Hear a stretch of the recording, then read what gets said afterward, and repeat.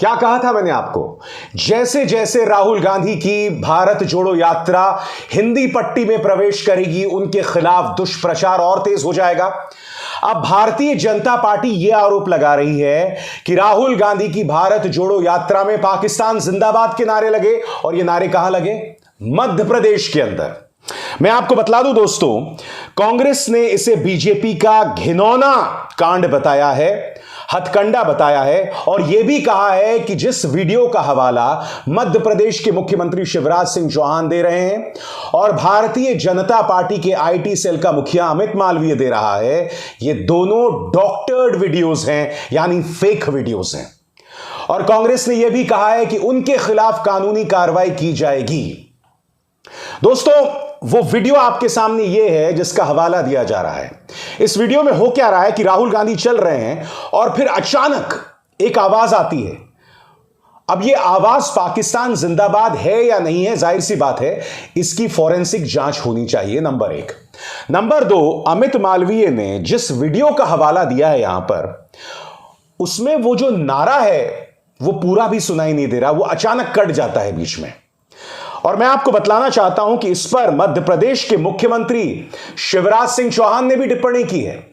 वो क्या कह रहे हैं मैं आपको पढ़ के सुनाना चाहता हूं। भारत जोड़ो यात्रा में पाकिस्तान जिंदाबाद के नारे लगना, यह भारत जोड़ना है या भारत को तोड़ने वालों को साथ जोड़ना है? पहले भी भारत तोड़ा है या फिर भारत तोड़ने का इरादा है? पाकिस्तान जिंदाबाद के नारे लगाने वाले किसी भी कीमत पर बचेंगे नहीं, उनके खिलाफ सख्त कार्रवाई होगी। बिल्कुल इसी तरह से जो है अमित मालवीय भी कह रहा है, और उसने ऋचा चड्ढा तक का हवाला दिया है। अब जयराम रमेश ने इस बात पर पलटवार किया है, और जयराम रमेश क्या कह रहे हैं मैं आपको पढ़ के सुनाना चाहता हूं। भारत जोड़ो यात्रा को अपार जन समर्थन मिलता देख बौखलाई भाजपा ने यात्रा को बदनाम करने के लिए एक डॉक्टर्ड वीडियो चलाया है। हम इसके खिलाफ तुरंत कार्रवाई कर रहे हैं। हम भाजपा के ऐसे घिनौने हथकंडों के लिए तैयार हैं, उनको करारा जवाब मिलेगा। मैं एक सवाल पूछना चाहता हूं। वो जो वीडियो है उसको लेके दो सूरत हाल पेश होते हैं। नंबर एक, या तो वो फर्जी वीडियो है और पाकिस्तान जिंदाबाद के नारे उसमें लगाए गए हैं।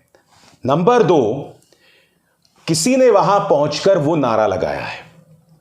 अगर तो वो डॉक्टर्ड वीडियो है, फर्जी वीडियो है, तो आप जाहिर सी बात है कि सवाल जो है वो भारतीय जनता पार्टी पर ही उठेगा, क्योंकि कांग्रेस की मुख्य प्रतिद्वंद्वी, कांग्रेस का मुख्य मुकाबला भाजपा से है, और स्वाभाविक सी बात है आरोप भाजपा पर ही लगेगा।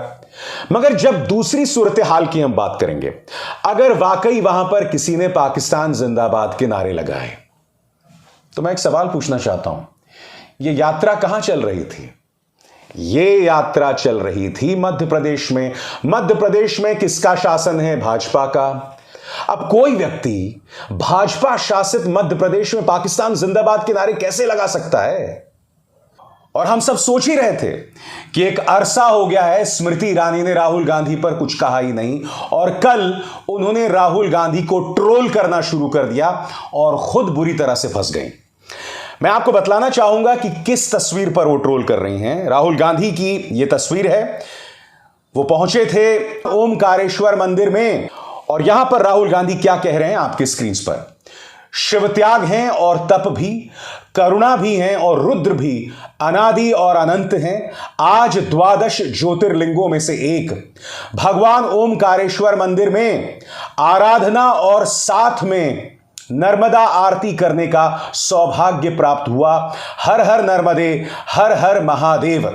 और अगर आप ध्यान से उनकी शॉल पर निगाह डालें जिस पर ओम लिखा हुआ है, दरअसल ये ओम उल्टा दिख रहा है।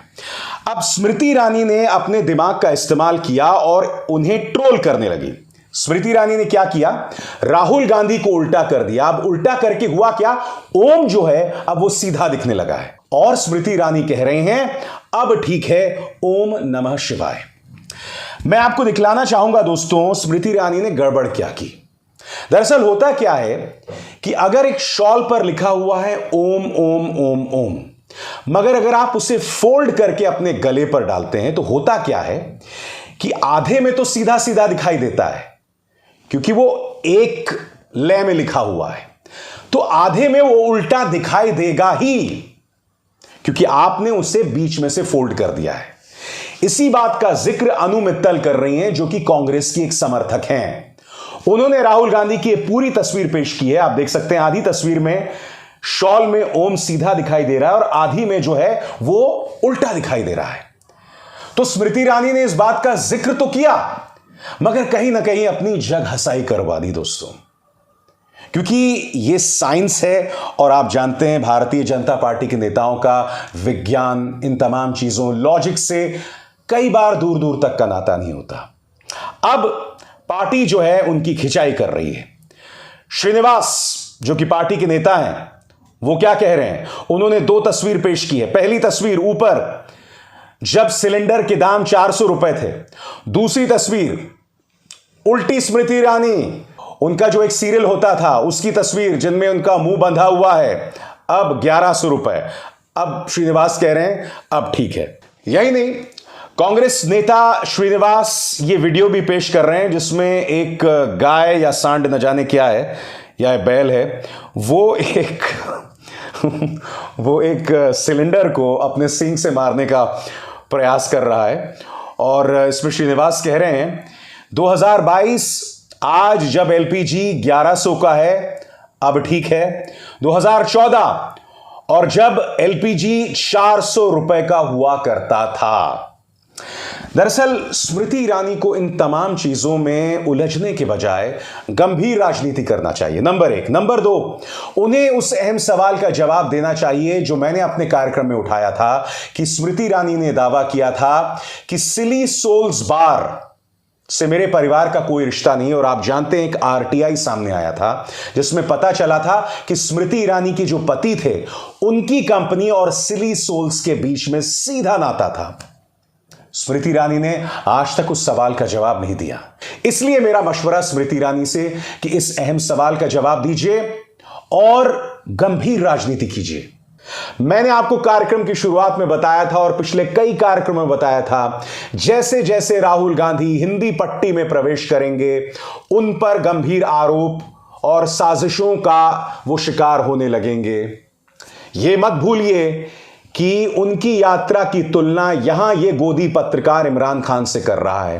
बार बार टुकड़े टुकड़े गैंग शब्द जो है जोड़ा जाता है उनके साथ। भाजपा के अध्यक्ष जेपी नड्डा ने कहा कि राहुल गांधी ये भारत जोड़ो यात्रा अपने बुजुर्गों के पाप धोने के लिए कर रहे हैं। दोस्तों, आप और हम जब किसी से गुस्सा होते हैं ना, तो उस गुस्से में अक्सर एक दूसरे को गाली भी दे देते हैं, मगर हम किसी के बुजुर्गों का इस तरह से जिक्र नहीं करते हैं, किसी बाप दादाओं को घसीट कर नहीं लाते, मगर ऐसा जेपी नड्डा ने किया। गौरव भाटिया, जिन्होंने प्राइम टाइम डिबेट्स में न जाने कितनी मर्यादाओं को लांघा है, यहां पर अब वो प्रियंका गांधी के बच्चों का इस्तेमाल कर रहे हैं। कह रहे हैं देखिए ये जो व्यक्ति चल रहा है ये कल को कांग्रेस का भावी अध्यक्ष है। दरअसल यात्रा में प्रियंका गांधी के बेटे भी शामिल हुए थे। तो भारतीय जनता पार्टी के लिए कोई मर्यादा नहीं है दोस्तों, कोई मर्यादा नहीं है।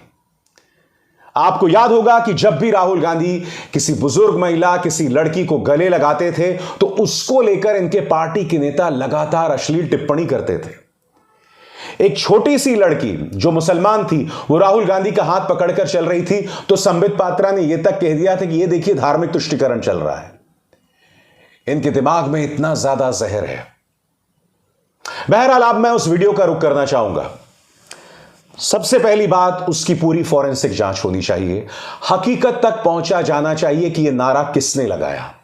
मैं आपसे एक सवाल पूछना चाहता हूं, इस भारत जोड़ो यात्रा का मतलब है कि जो कांग्रेस बिखर गई है उसको समेटना, राहुल गांधी को एक चेहरे के तौर पर पेश करना ताकि वो प्रधानमंत्री नरेंद्र मोदी की लोकप्रियता का मुकाबला कर पाए।